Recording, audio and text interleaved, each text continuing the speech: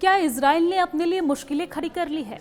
Qatar में फिलिस्तीनी नेता खलील अल हय्या पर हुआ इजरायली हमला अब सिर्फ गाजा या वेस्ट बैंक का मुद्दा नहीं रहा है, क्योंकि ये पूरे अरब जगत की राजनीति को हिला रहा है। कतर, जॉर्डन, कुवैत, ईरान सब ने इसे अंतर्राष्ट्रीय कानूनों का उल्लंघन बताया है।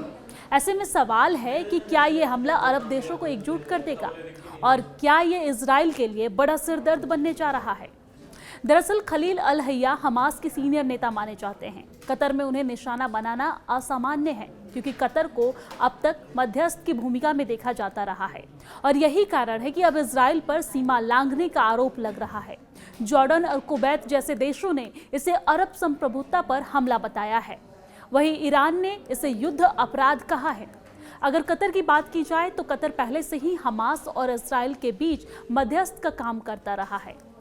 अब इस हमले की वजह से इसके न्यूट्रल पोजीशन को कमजोर करता है।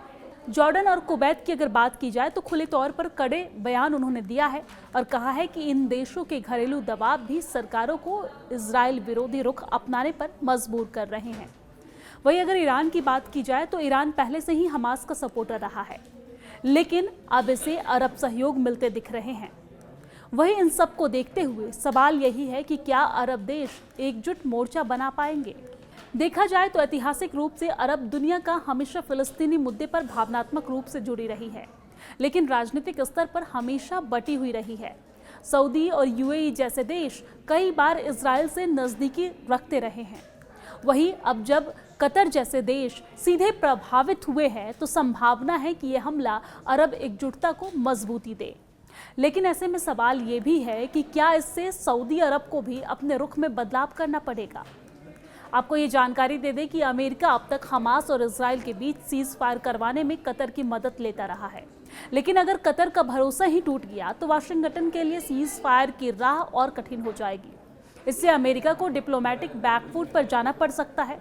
दूसरी ओर ईरान इस मौके का इस्तेमाल अरब देशों को एक मंच पर लाने के लिए कर सकता है। तो क्या यह हमला इजराइल के खिलाफ अरब देशों को एकजुट कर देगा? तो आपको बता दें, सवाल ये भी आ रहा है कि क्या अमेरिका अब भी बीच बचाव की भूमिका निभा पाएगा? और सबसे बड़ा सवाल ये है कि क्या ये सब मिलकर वेस्ट एशिया में एक नया भू राजनीतिक संकट खड़ा कर देगा? इतना तय है कि कतर में हुआ यह हमला सिर्फ एक मिलिट्री ऑपरेशन नहीं, बल्कि पूरे अरब जगत की राजनीति का टर्निंग पॉइंट बन सकता है।